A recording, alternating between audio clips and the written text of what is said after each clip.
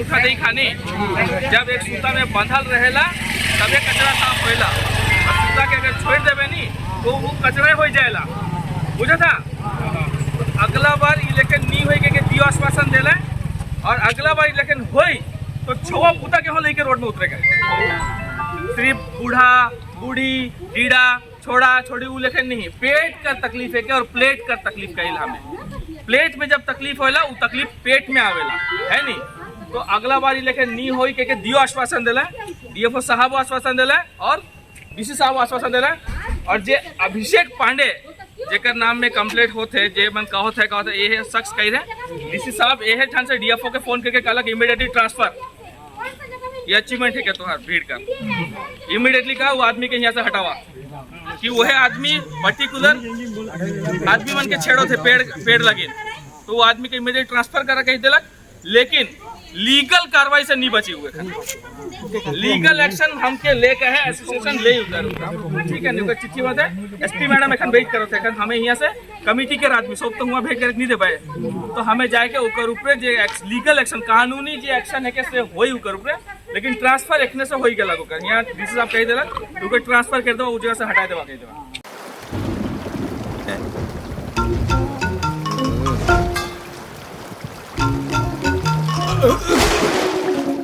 Aquastar नहीं है क्या? घर लाइए Aquastar UPVC rain harvesting system. ये लीक प्रूफ है और साथ ही बेहद मजबूत भी। Fix it and forget it. Aquastar.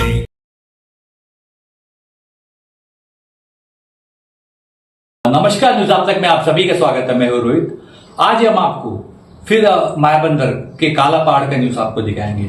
2 दिन पहले हमने आपको जब न्यूज दिखाया था जिसमें रांची एसोसिएशन हॉल में जो है सेक्रेटरी और जनरल सेक्रेटरी प्रकाश मीन जी, एडवोकेट प्रकाश मीन जी और सेबेस्टियन तिर्की जी द्वारा एक प्रेस कॉन्फ्रेंस किया गया था, जिसमें आदिवासी हमारे भाई जो काला पहाड़ में रहते हैं मायाबंदर के, उनके साथ जो है कोई दुर्घटना हुई। उनकी जमीन पर करीबन जो है 3000 से ज्यादा जो है पेड़ काट दिया गया। और जैसा हमें इस बात की सूचना मिली और प्रेस कॉन्फ्रेंस में भी ये चीज बताया गया कि उन्हें बिना नोटिस दिए जो है फॉरेस्ट द्वारा जो है उनके बगीचों में आकर जो उनका पेड़ काट दिया गया। और इसको लेकर जो है वहां पर प्रोटेस्ट भी हुआ था, न्यूज आप तक के द्वारा हमने आपको दिखाया भी था। और आज जो है हम आपको उसका अपडेट देंगे कि जो सेक्रेटरी और जनरल सेक्रेटरी सर जो है दोनों मायाबंदर पहुंच चुके हैं। वहां पर पहुंचने के बाद उन्होंने लोगों से बात की और वहां के जो अफसरान है उनसे बात की। उसके बाद उन्होंने जो है कुछ एक वीडियो भेजा है, तो आइए हम आपको दिखाते हैं कि उन्होंने वहां पर क्या बात की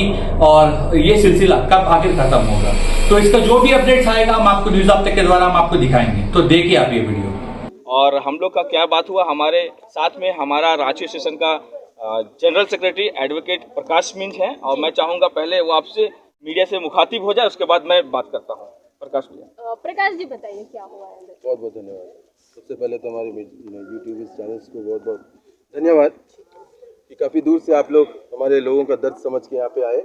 जो बर्बरता हुई और जो अमानवीय घटना हमारे लोगों के साथ हुई कि हमारे काला पहाड़ के 27 किलोमीटर में हमारे 5 या 6 परिवारों का जो सुपारी पेड़, फलता फूलता सुपारी पेड़ को फॉरेस्ट डिपार्टमेंट के कुछ बाबू लोग जा कर के वहाँ काट दिए।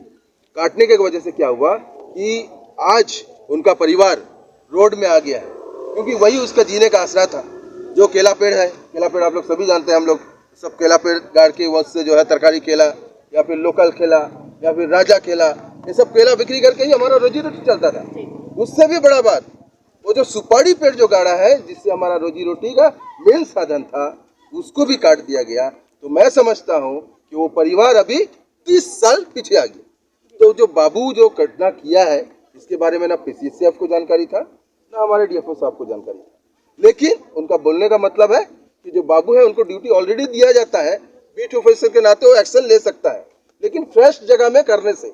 लेकिन ये तो पुराना जगह में है, फ्रेश जगह में करने से एक्शन लेना समझ में आता है। लेकिन जो हिसाब से हमारे लोगों ने बताया कि जो सुपारी पेड़ है 8 साल 10 साल हो गया बड़ा हुआ, फ्रेश जगह और 10 साल में फर्क होता है कि नहीं होता? 10 साल में जो सुपारी बगीचा बढ़ता है और नया जो सुपारी बगीचा होता है, वो दोनों में फर्क है। तो फॉरेस्ट डिपार्टमेंट का कहना बिल्कुल सही है कि सुप्रीम कोर्ट में जो स्टेटस को लगा है यथा स्थिति रहने के लिए, कि जो लोग जितना इंक्रोचमेंट करके बैठे हैं जो जमीन में और जहाँ में अपना रोजी रोटी चला रहे हैं, बगीचा जीविका उपार्जन कर रहे हैं, प्लस घर जो बना के रह रहे हैं। और सुप्रीम कोर्ट का स्टेटस को है कि जैसा है वैसे ही रहने दिया जाए। फर्दर जो सुप्रीम कोर्ट का जब आएगा तब क्या होगा, फॉरेस्ट डिपार्टमेंट एक्शन लेगी। लेकिन अभी जो कार्रवाई चल रहा है, सुप्रीम कोर्ट से बहुत जल्द इनके पक्ष में निर्णय आने वाला है, वो अलग बात है। लेकिन हमारा जो फॉरेस्ट डिपार्टमेंट से यही गुजारिश है कि हम जो कोऑपरेट करेंगे कि हमारे लोग नया जगह में इंक्रोचमेंट नहीं करेंगे। तो आप भी जो फलता फूलता हुआ पेड़ है उसको मत काटिए। यही हम लोगों ने डीएफओ साहब से बात किया और डीएफओ साहब ने भी ऐसा आश्वासन दिया है।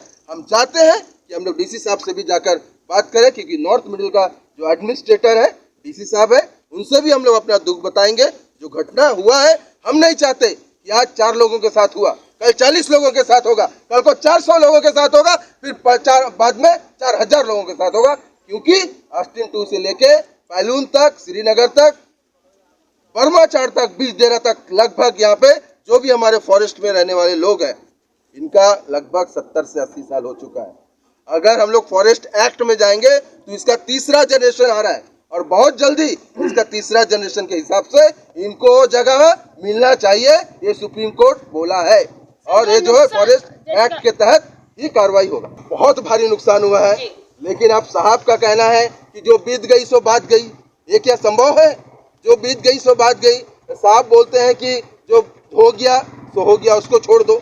अभी कोई नया साहब आएगा, फिर कोई काटेगा, बोले फिर बीत गया सो बात गई। तो मैं समझता हूँ कि इतने साल तक जो एक्शन नहीं हुआ, तो जो साहब लोग थे एक्शन नहीं लिए, वो इसीलिए नहीं लिए कि सुप्रीम कोर्ट का जब तक जजमेंट नहीं आता तब तक कोई एक्शन नहीं लेना है। ये सुप्रीम कोर्ट साफ साफ शब्दों में कहा। दूसरा बात है, साहब बोले हैं कि कॉपरेट करेंगे। अब देखना यह है कि कब तक कॉपरेट करेंगे। 2 दिन पहले तक तो कॉपरेट नहीं किए थे, लेकिन आज आश्वासन दिया है। लोग हमारे थे, सब सुने, हर एक बस्ती के लोग थे, सभी ने सुना है, आश्वासन दिया है कि आप अपना तरफ से सपोर्ट कीजिए, यानी कि नया इंक्रोचमेंट मत कीजिए। हम जो पुराना इंक्रोचमेंट है, हम आश्वासन देते हैं कि हम लोग नहीं काटेंगे। ऐसा साहब का आश्वासन था हमारे पब्लिक और उनके जो ऑफिसर्स थे, एसीएफ मैडम और रेंजर मैडम के समक्ष ऐसा आश्वासन हमारे डीएफओ साहब ने दिया।